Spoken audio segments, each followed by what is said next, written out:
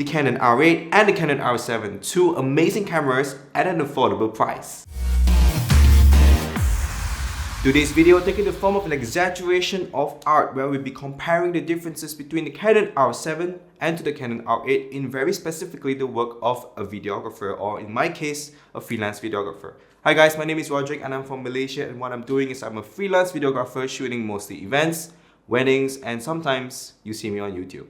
So these two cameras come in with a heap ton of features and the price is so similar. So that's why you're probably watching this video, because you'll be thinking, which one of these cameras should you get? So in today's video, I'll be highlighting on the video aspects only of these two cameras, as photo will be on its own separate video. So let's dive right in. Let's go. So let us proceed to category number 1, which is into resolution.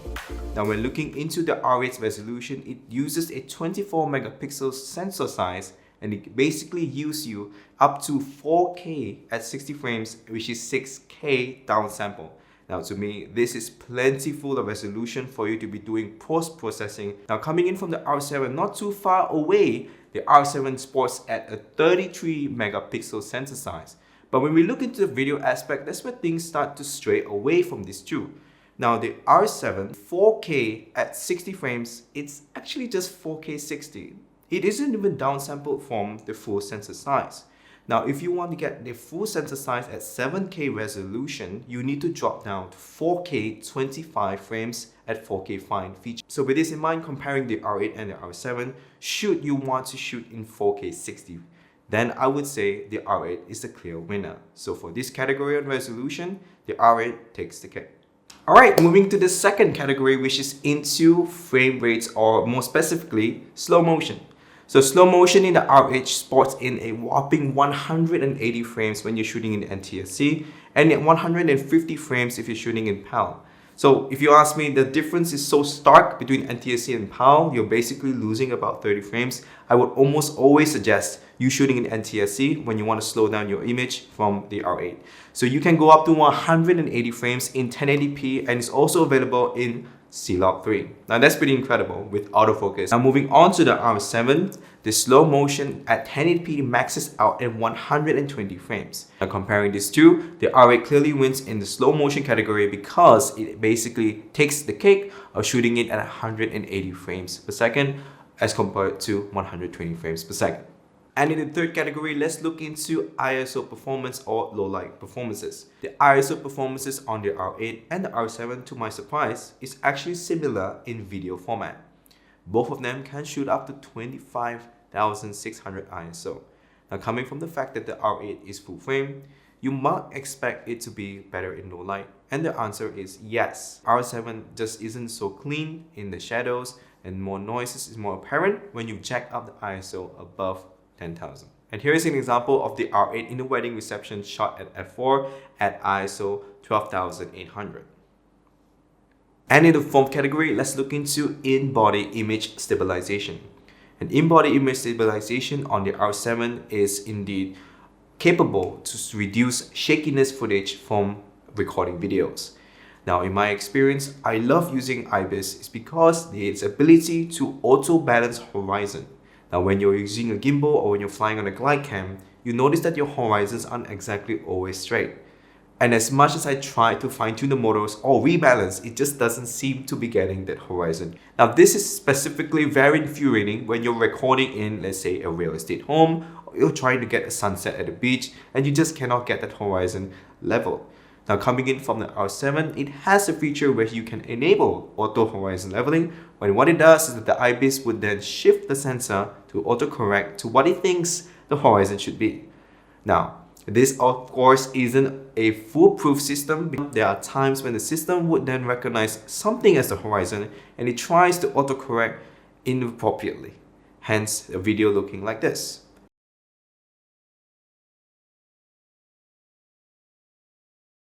Now moving into the R8 does not support any in-body image stabilization system, but it does have in digital IS. Now to wrap up on this point, the R7 takes the cake. And moving on to the fifth category, which is into form and function, the R7. I really like the fact that it has the manual focus switch over here. Now, if you might have known, RF lenses, especially the cheaper ones like the Nifty 50 1.8 STM, those kind of lenses, they don't exactly have a dedicated control ring. So what they would do, they would then repurpose that control ring to be the same as the focus ring. But the focus ring wouldn't focus because then you have to head into the menu system and then click manual focus. But not the case if your camera body like the R7 sports this button. Now, sad to say, the R8 just doesn't have this feature. And next, we're going to be looking at the top dials of these two cameras. Now we have the access to C1, C2, C3 customizable function buttons in the R7. Now what I use it for, I use C1 basically for 1080p at 24, I use C2 for 1080p at 60, and I go C3 for 1080p at 120 frames.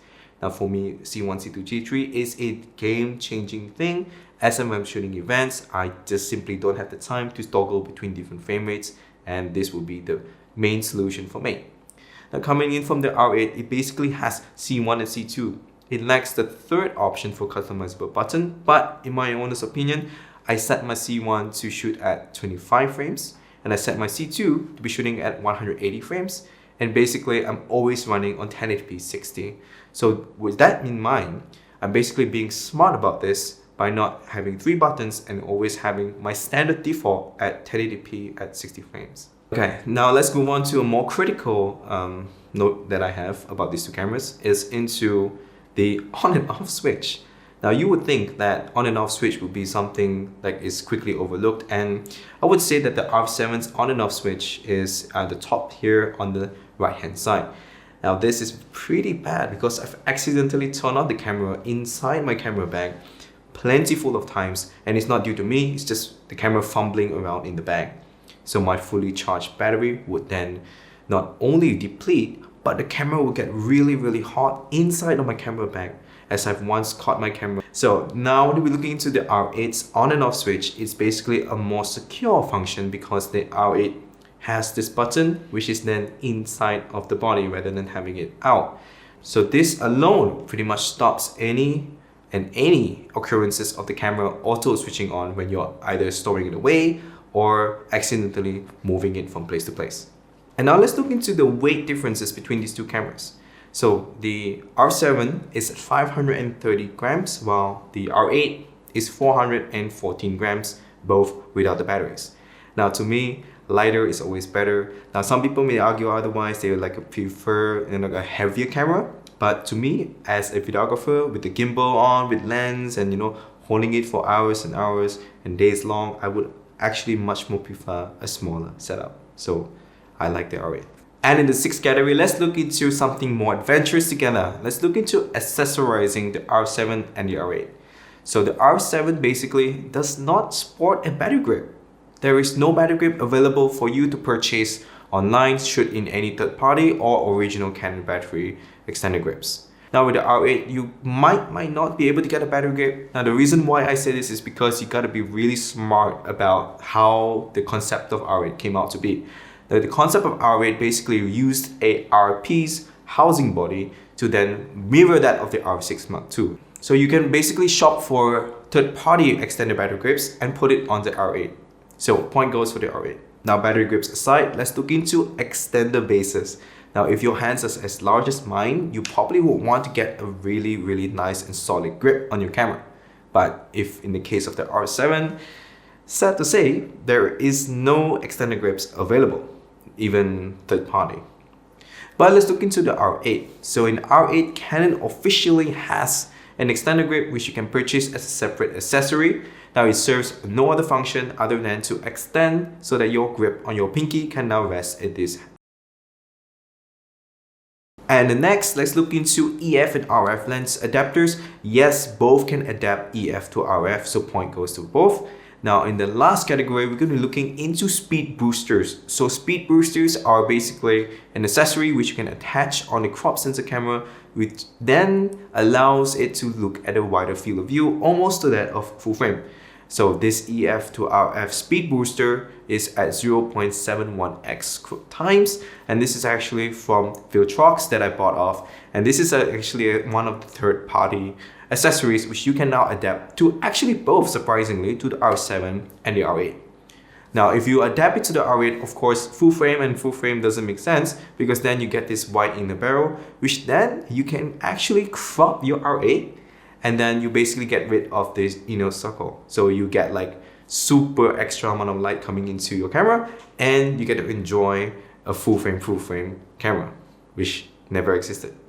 And moving on to the 7th category, let's look into reliability. The R8 isn't so good in video because in Malaysia it's pretty hot and I have my fair share of experiences with the camera overheating. Now, when the camera overheats, an overheat warning will then occur, in which your camera will be locked out for as long as the duration it requires to enable the cooldown process. Now, fortunately enough for the R7's thermistor or thermal capacity, it seems to be able to withstand the heats of Malaysia. So I'm pretty sure, unless you're in the Sahara Desert, you'll be enjoying the R7 not being able to overheat that often. Now, because this category is about reliability, I have to talk about firmware. Firmware 1.00 is basically the firmware when the camera first launched and you get it into your hands. Now, I have the fortunate luxury of owning both the R7 and the R8 pretty much at firmware 1.0.0. And I can say it was a huge nightmare with R7's firmware 1.0.0. Now, it may not be relevant to you watching this video now, but for those of you who own the R7 in the firmware 1.0.0 can understand the quirks and the troubles that this camera comes with many plentiful of errors coming in from either viewfinder misalignment or coming from the battery not being able to be read or coming from like even a jammed SD card door that just wouldn't refuse to turn off the camera because the SD card door is somehow detected as open. But this isn't the same case with the R8. Now at launch, if you have bought an R8 and your firmware is still running 1.0.0 and you have not, up to the date of this video, updated to firmware 1.3.12, then you'll be safe to say you're not missing out a lot because at firmware 1.0.0 and R8, it's so stable. Nothing has gone wrong with the R8 throughout my work with the R8. So I'm very fascinated and happy with the way R8 came out to be at firmware 1.0.0. So point goes to the R8. And in the next category, let's look into crop mode. So in video shooters, you must understand that when we are on a gimbal, we may not have the luxury to change our lenses. So Canon fortunately has a solution for this. They basically have like a crop mode which you can do on your videos, which I really dearly love to enjoy using when I'm out shooting for events or even weddings. Now the R7, it's a bit of a bummer that they haven't actually updated it, and I'm very sure an update would have fixed this, but cropping is only enabled at 4K 50 or 60 frames.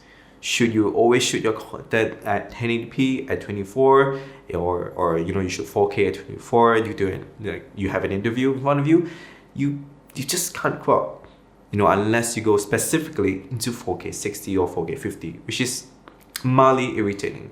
Now look into the R8. Similar issues does not exist because the R8 can safely crop in all shooting modes and all shooting resolutions. So big point goes to the R8. And now coming into C-Log 3, both cameras are capable to shoot at C-Log 3, so point goes for both. Alright, so that's pretty much it for this video on the Canon R8 and the Canon R7. If you have any questions, and leave down in the comment down section below. Overall, on my thoughts on these two cameras, they're both highly capable cameras in shooting video formats. Now with the R8's feature being able to have much more better autofocusing, such as human detect only, and also guiding rules for you to do your Instagram, 9x16 and all that. Those are really amazing features in which the R8 has. And now that I just recall, it basically has false color as well, which the R7 doesn't have. But these are features that are just so jam-packed, and if I were to go on and on about it, I just don't think I will ever use it in practicality. But these are the features that's made available should you want to consider a video camera in your arsenal. But I would say if you have the R7 or the R8, they're both insanely capable cameras, being able to shoot 10-bit at C-Log 3 internally. It's a game changer for most people. Now I would say if I were to choose only one cam and I want it to be as high-tech as possible, I'll go with the R8. But if I just want to choose one camera which is so weather resistant and is able to take heats of the likes of Malaysia, Indonesia, or wherever you are that's really hot, then I'd say the R7 probably will be the better choice. Now the next question is, should full frame or crop sensor make more sense for you? Hence, look at the ISO results from this R7 and the R8 and make a decision for yourself if low light is really something that you want to consider. Now, coming in from other features as well, the crop sensor systems in Canon RF lines are kind of horrendous as where they are right now. There isn't exactly an RFS lens that I'm really satisfied with, so I most often not shoot the R7 with RF lenses. Now, this may not be like the best way around it, but it just seems like Canon is really depleting us from really good RFS lens as of the making of this video, and I'm just not satisfied with their lineup for lenses for RFS. So with this in mind, I would always suggest you to invest in full frame, because look at the Canon RF lens line compared to RFS line.